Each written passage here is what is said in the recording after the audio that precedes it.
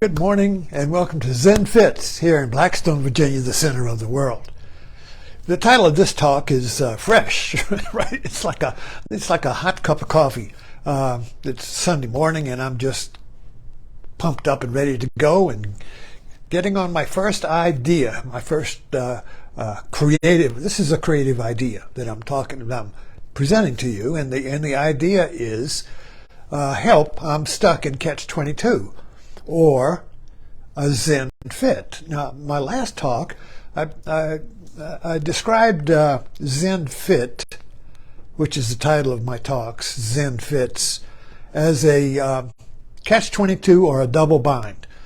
Now, let me explain a double bind. I was made aware of we're all aware of double binds, but it was created. The word or term was created by Koestler, who I discovered through Albert Lowe's teaching. A double bind is a situation where nothing you do is any good. You lose-lose. Whatever you try to get out gets you in. It's like the shovel. You're given the shovel to dig your way out of a hole, but the shovel buries you at the same time. So every shovelful out is also a shovelful in. Now this was termed as catch-22 in the novel and two movies, Catch-22. The island of Catch-22 is where yes is no and no is yes. To get a good idea there. So in Life of Pi, that was the carnivorous island where what the island gave during the day, it took away at night. In mythology, this is Maya, the great goddess Maya, where everything comes in a pair of opposites of a yes and a no that are ambiguous in that they look different, but you can't separate them. Yes is different from no. No is different from yes. I mean, this is the functional world we live in. If you say yes, it means yes. No, it means no. They're different. But in Catch-22, they cannot be separated. They cannot be separated. This is the key. Yes is yes. No is no. But yes cannot be separated from no. So they are ambiguous. Yes is no and no is yes. And now normally we're moving along where yes is yes and no is no, and I can choose yes or I can choose no. But there are situations that come inevitably all the time for me and you in our everyday life where we're caught in a catch-22. Maybe it's a new package that arrives, or maybe it's some new gadget you just got on Amazon and you try to get it open and everything you do makes it close. So for me, usually when I'm stuck in that, my wife comes along and just goes and hits some button or turns something or cuts something or whatever, and boom, I'm out. Where I was going wah, wah, wah. So another name for catch-22 is, for me, is the wah-wahs. So I'm in a wah-wah, or catch-22, or double bind, where I give these talks, and I'm on an iPad right now, and I go to my computer, and bring up the Facebook, and there's the video, and I click on it, and it goes to a larger screen, and normally I right-click, and it gives me a download, and I can hit the download, and it downloads the video to the computer, and it's on my desktop as an MP4, and then I go to YouTube and open up my YouTube account and download the video onto YouTube, and bam, bam, bam, easy peasy. Now suddenly it doesn't work. And so I'm in a double bind because nothing I can do will make this damn thing download like it used to. Everything was. I even tried to download. There are a lot of free little downloaders or converters, that you put on your computer that will convert video to MP3. And the computer won't take it. I have a little mini Mac. So I'm blocked there. And then I try, well, maybe I'll reinstall my software.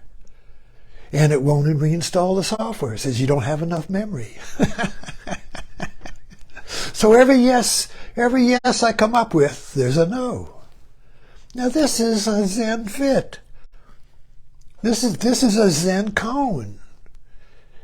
This is life. This is the suffering. When the Buddha said life is suffering, this is what he was talking about. The catch-22. Trump got elected because he said, from now on, there'll just be win-win. No catch-22, no lose-lose, win-win. You get bored with winning, you see. So he created the promise that he could get you out of the catch-22. He could get you off the carnivorous island. He could get you out of the double bind. But there's no way out. There's no way out of the double bind. Everything you do is no good. This is the Zen Koan. This is all the Zen Koans do this. The master says, he holds up a stick and he says, if you say this is a stick, I'll hit you with it. If you say it isn't a stick, I'll hit you with it. Now, what is it? Speak or I'll hit you. Double bind. Double bind, you see. So the Zen Koan or the Zen Fit will induce a double bind so you can work with it. Because in order to wake up, in order to be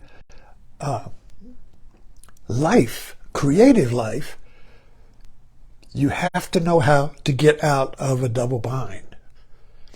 Now, the only way out of a double bind, yes is no, no is yes, is destruction or creativity. You have to get out because the one commandment of God or the universe is let there be one. There's only one reality. There's only one you. There's only one anything. There's only one. Everything in the room, you look around, there is one. There's one lamp. There's a picture. Everything is one. Let there be one. And so let there be one. So it expands it out. In other words, I can zoom in and I can say, let there be one finger. Let there be one anything. And then I can go into that. And let there be one cell, one app. But everything is one. So either you zoom in to find the one that cannot be divided. Used to be the atom was the one. Oh, the atom can't be split. Oh, it got split. Now that opened up a whole new bag of worms, of ones, you see. Or you can zoom out and you say, oh, well, there's the galaxy. There's the one galaxy. But then there's galaxies in galaxies. Well, then there's the cosmos. Well, then there's cosmoses in cosmoses. So we keep expanding out, looking for the one. Or we're zooming in, looking for the one. But you can't find it. It's infinite in both ends, you see.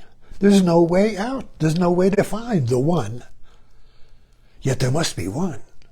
There can't be two unless you're schizophrenic. Or unless you got a walleye, and you see two. Like I got a walleye, and I look to the left, I see, oh, there's two me's there. Let there be one. Well, I'm one by just focusing on one, and I ignore the other. There must be one, but there's two. This is the double bind. There is one, but the one is two. Where is the one? That's Zen.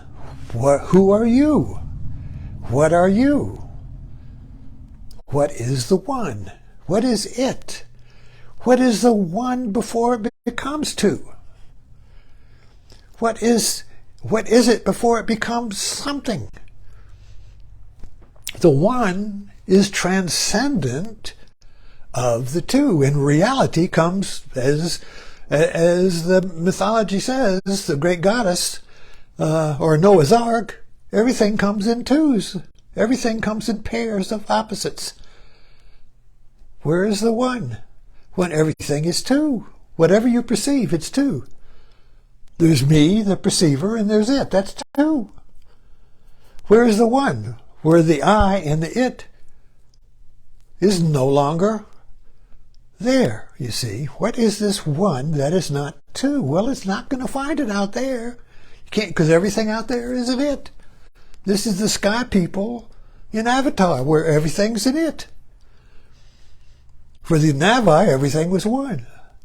For the sky people, everything was two. I and it, you see. This is, but we live, the world we live in, the reality we live in, the culture we live in, the fishbowl we live in, you see, everything comes as two. We can't get out of the double bind, so we're going crazy. We're getting angry. We're getting frustrated. We're having wars. Everyone's coming up with, I got it. I know what the one is. I know what the one idea. I know what the program is. I know what the policy is that will restore the one. Even Trump got elected on restoring the one. He called it America, Restore America.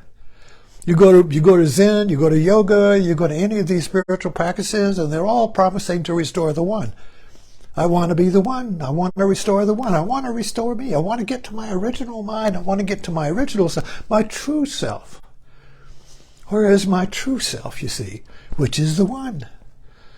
Everything is two. When I think I've got the one, it becomes two. And this is so evident. This is so simple. We can't really see the bigger picture, the wider angle. I was a photographer. In your photography bag, you got a zoom lens, a narrow focus lens, and you got a wide angle. The zoom lens, the narrow focus, will zoom in on and get a close-up. The wide angle shows everything as one. But the zoom lens shows one and the other background is blurred, you see. So the one comes into focus and what the context or the background out of which the one comes blurs, you know. With the wide angle, everything is one, but nothing's but you see, in the wide angle lens, you got the whole group and no one is singled out. But with the zoom lens, you zoom in and you can single out ones, you see. Anyway, I digress. I just use that a lot. So anyway, getting back to my double bind, you see. So what am I doing here about my double? Well, I'm creating my double bind where I can't download the damn Facebook video onto the desktop computer. I'm creating it into a talk. So I'm creating a talk out of the double bind. Now, whether I ever get out of the double bind or not, it really doesn't matter. But what the demonstration here is that I'm creating a talk or my Zen Fit out of the Zen Fit. People will say, well, if you make lemonade or whatever it is, you know, or you make flowers out of this or that, you make lemonade out of the sour or whatever. You know, so I mean, this is a common thing we do. Well, if everything's bad, well, you make something good. You know, in other words, but you have to create it. You have to create your way out of the double bind. So I'm creating my way out of the double bind by creating a Zen Fit. You see, so this is a Zen Fit. Thanks for dropping in for my Zen Fit.